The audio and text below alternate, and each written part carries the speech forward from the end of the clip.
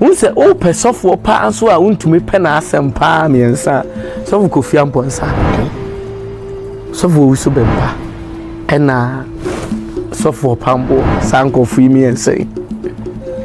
One Wontumi ne one te wodi nkoma sanko fu miensa. Yes. Okay. Many months later. Trami, I curse you. Owusu Bempah, I curse you. Wanuna ode kan sane nomia wo yes o ye nyina madani aba so MPP for mo kasa chamo kwala mo kasa chamo pedi for 2016 ye nyame ni ba 2024 me nyame ni ba muni utama brari frame.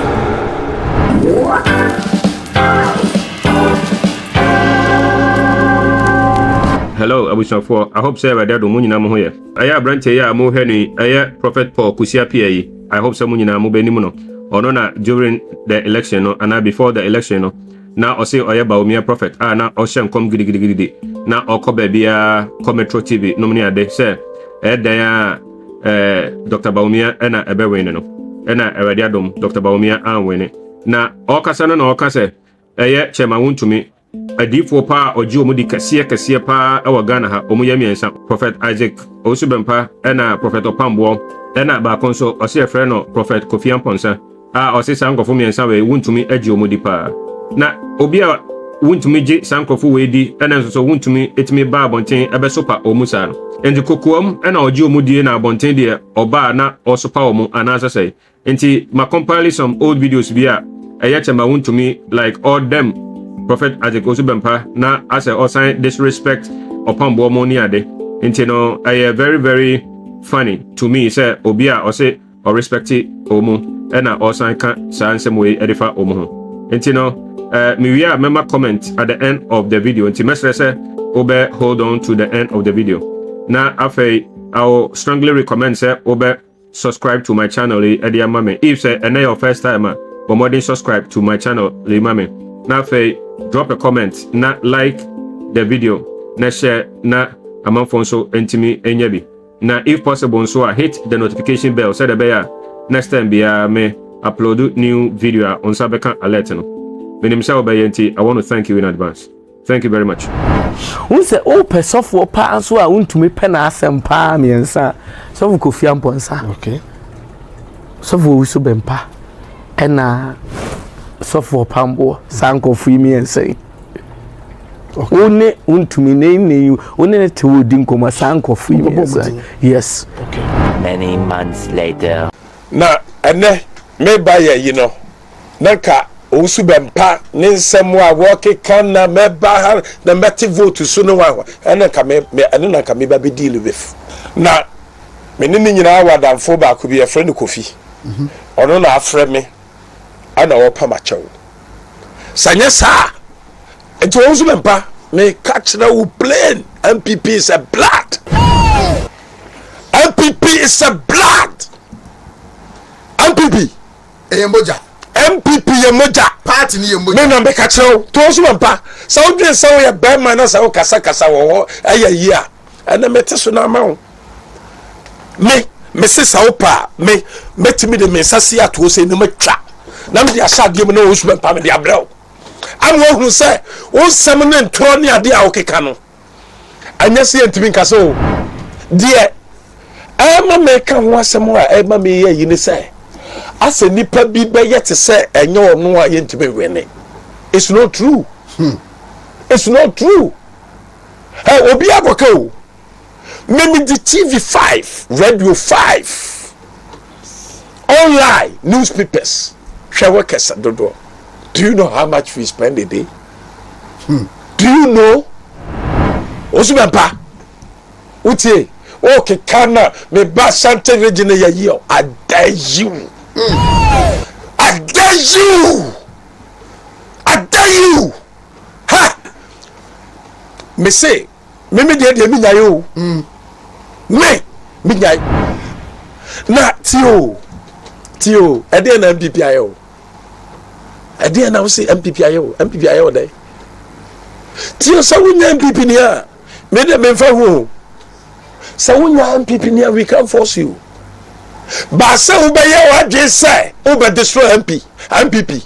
obuwa Owusu Bempah obuwa ha I will face you any day and any time and to na who dey no Owusu Bempah ma me nka sam kyerɛw the man yes only president ni bi de wo yes only president ni bi de wo it was a committee no it was really obuwa ma matwam o kom say no matwam matwam we to be matwam na ya so kesi wo bi try me I curse you Owusu Bempah I curse you wanu na o de kan san no me a wo yes o ya yinyina madani aba so sabio oko aye a friend say oko aye Dubai a sasofo bia nhyɛ nkɔm wɔ so corona developer mebo a chairman ko Oman ko Qatar what you say ko Saudi Arabia and then Ronaldo to me bobo wɔ Saudi Arabia obi abompayo obi ahyɛ nkɔm wɔ and so corona developer and the Saudi Arabia for the break petrol ha na wote Nyankopɔn ni no me pacho Nyankopɔn ka asante ana na de kyerɛ wa na se kasa be na Owusu Bempah ni Nyankopɔn de kasa ai eti Yesu ye Hebrew ni eti ɔno ka kasa be ya kasa be na so ɔno ka ye so e na ekoso no se bi on de ɔno na bɔ mpa ba we do se na me na aka kyerɛ no ana me se kasa be mu brofo Nyankopɔn no ka brofo enti se Yesu Kristo ɔyɛ British na sa American mama ye ma wo bia wo na ye ba bia ye duro no ma ye ma wo bia wo ye ba bia ye duro no me se Owusu Bempah ya me se kofinti ana aniema me pesa me kan na se me pesa me ye no me tete so me se Owusu Bempah I'm telling you so ba ko na ya me wo 10 na se me wo apem na se me wo 1 million na ye and I'm telling you me say so Owusu Bempah kra wodi ma chinyi a ba bia ndisi for kra da say 8 na say ye you know memo ma free wa ba 7 and na say 6 I'm telling you to show the strength and the power it is say we ni say tribu da some no any ade you know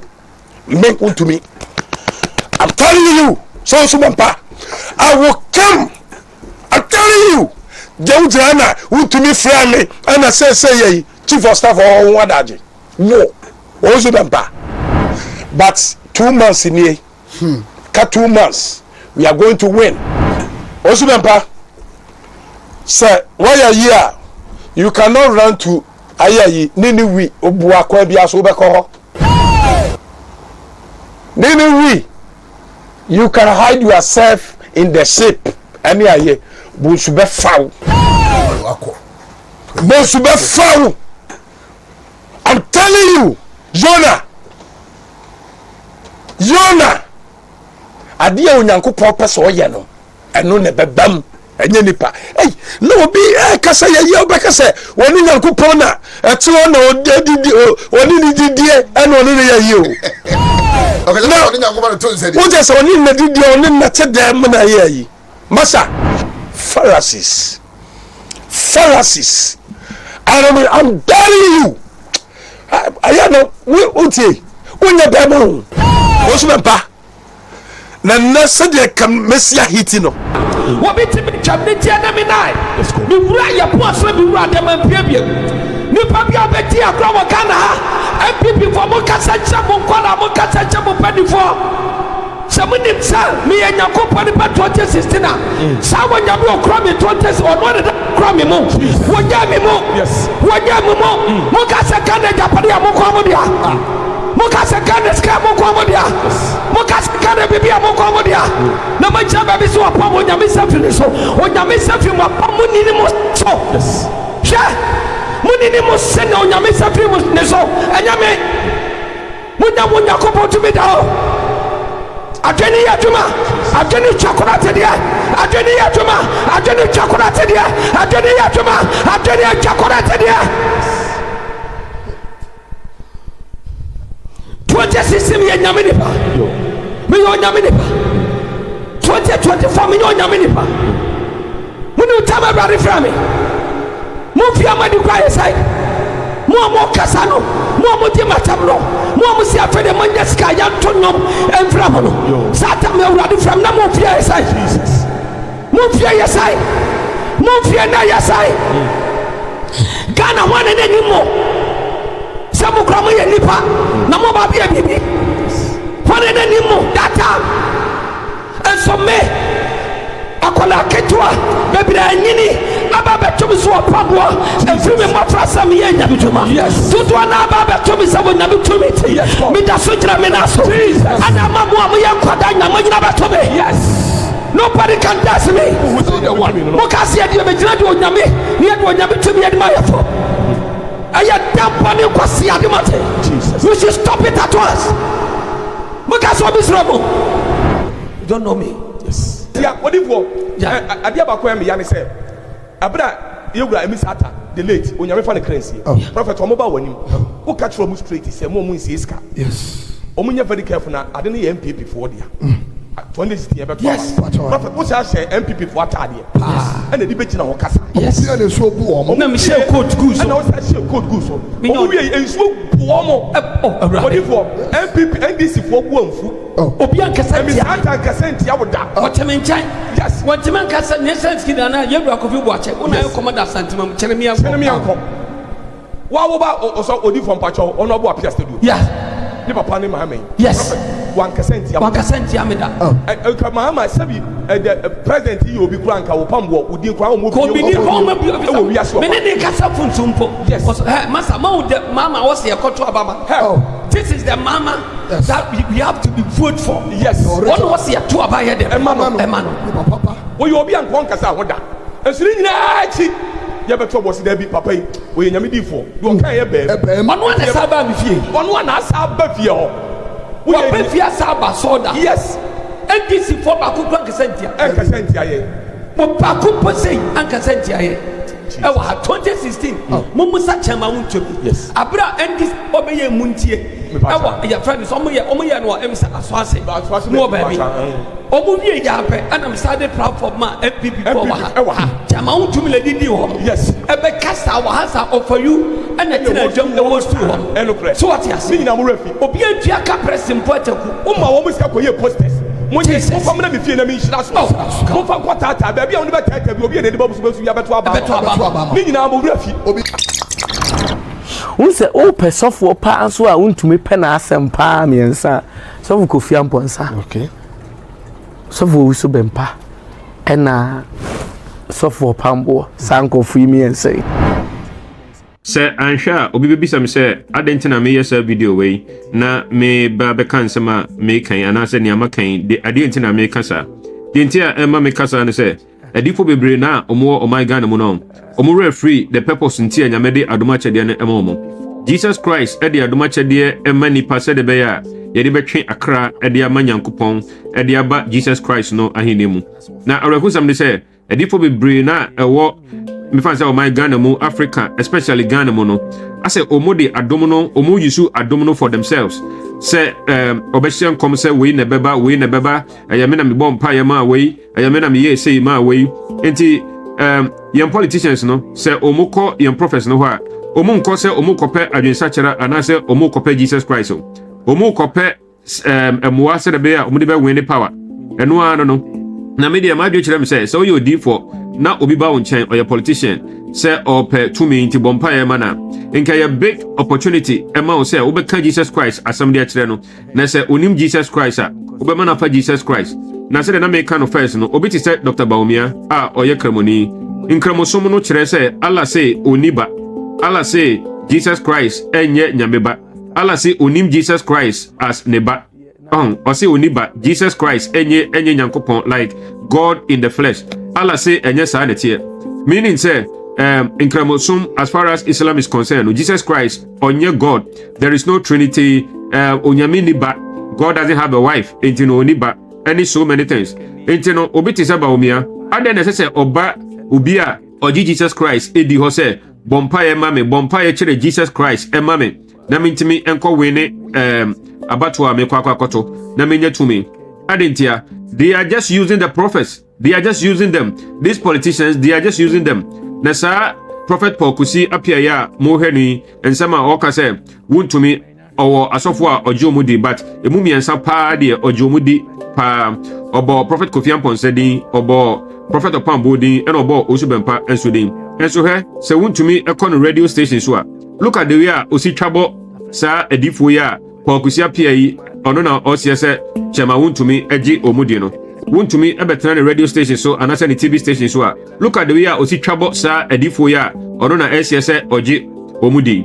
Look at how osi disgrace omo. Look at near odi Opambour any near odi friends the Prophet Isaac Owusu Bempah na me pe ebi from Prophet Kofi Amponsah no but man said that enye bi na ebrenti no na me di we ba me nya media no so ebebrem omo fo mu nya hwe they don't respect the prophet so as long as say uwo nipa na amanfo ajiwudi obi say Owusu Bempah say amanfo biri agini di wo Ghana ha eni say obeka say abato no onyame say yamfama we ya dodo na abeto ama saa onipa kro no enu ti na ma omu kɔ no ho omu nkɔ no ho say omu penkwaje omu nkɔ no ho say erade fo omu so ema omu mehunu no kre no enye no ne hi omu. They are just using the prophets. Enti no so yodifo na o hye nkom ma no a o yodifo na nkom na obehye no o hye ma MPP dia ene oya prophet and I say they will see you as a genuine prophet. One hye nkom ama ma they see you as a false prophet and they will insult you. They will chastise you on their radio stations and on their TV stations. And you know, me person me say video we edema odifo bia mo Ghana say mo ma mo remfi mo main purpose ntia nyame de adom no ema mo nyame amfa sa adom achede na mochimi de hunu adiye ene nsama ABC no nyame amfa ma mo say mo mehyen kom emfa ma enipa bi anase say da bia mo so mo benya chop money anase bibi atisa onyame de adom no ma mo say da bia mo bayi so no mo de atwe akra abanyame ahine mu. Enti politician bia obeba wo nchen as a prophet no don't think say the person believes you on jiwuni on fa wonya hwe nemom onim say amanfo jiwudi enti say o ma no endorsement no na obeka no ewo befa say internet no so anase Facebook YouTube say onyame say yanto aba ma asomasi a they know say amanfo na omo jiwudi no a omo follow no ebeto aba akoho. That is why they come to you. Enti no they just want to use you. Enti say that me kan obi zaba Bawumia say sanka oyobi pa open krepa o kan kra nenkanya de se obekọ okristoni odifo ho se omompa yema no da me a me ye kristoni me nko imam bi ho se omompa yema me da because minim se Allah enyo no ne yawe na owo bible mu no entino me hia ne bible me hia entino me nko no ho se omompa yema me se metimi akọwe ne elections me hia ne bible because ni nyame na obompa yema kire no no oni nyame na owo bible mu no omo nya de kro ediba de se na owo Bawumia Quran ene Allah ene Muhammad say Jesus Christ enye nyame ba Jesus Christ ejinyame. Jesus Christ is not what Christians call him to be. Etino adena semi petumia adena menko obi ho se omompa ye nkyere sa Jesus Christ said be amenya to me and asemetimi abe win elections. You see, it doesn't make sense. It means the person is a hypocrite. The person is lying. But many prophets in Ghana, no, I don't know why they have fallen for this trap. Say me na me share come me na me ye say me na me bomb pie me na me dia sumesi ba baimu me na me tuna free adie so me na me ye say. That is not the main reason tia nyame de adoma chede mamo. Enti you people should come back to the main reason tia nyame de emamo. Who the way amobesi are related to these politicians. They don't come to you because they want to be saved. They don't come to you because they believe in Jesus Christ. They don't come to you because they want the truth. They come to you because they want your endorsement and they want to use you. They want to use you to get more votes. That is why they come. And until obiti sa Bawumia ebetimi aba. And until I told her obetimi so akọ obia ho otimi call Pope nyina ho otimi call mefanze Vatican nyina say okakopemwa. So these people, they don't care about say obefa Jesus Christ and the cry and na jenkwa to me na ope until they just want to use you. That's all. Until obeko Pope ho say Pope mano endorsement na Catholic for ewo Ghana nyina ka say he mo Pope cry say monto aba ma Bawumia na makoto aba ma no enye say obefa Jesus Christ send cry ajenkwa eno na hia no. He doesn't care. He doesn't need that. Obeko so asom no Allah na, but they just want to use you. And see, this is what I think.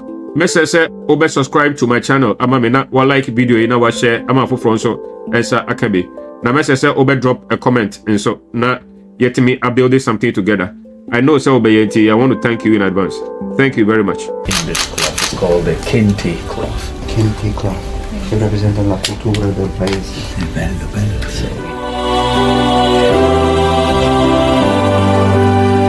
È quello che dice, riempiamo le mani con altre mani. And what it says is we fill our hands with the hands of Sempre l'amicizia, la fratellanza. with the fraternity, with friendship. Thank you for watching.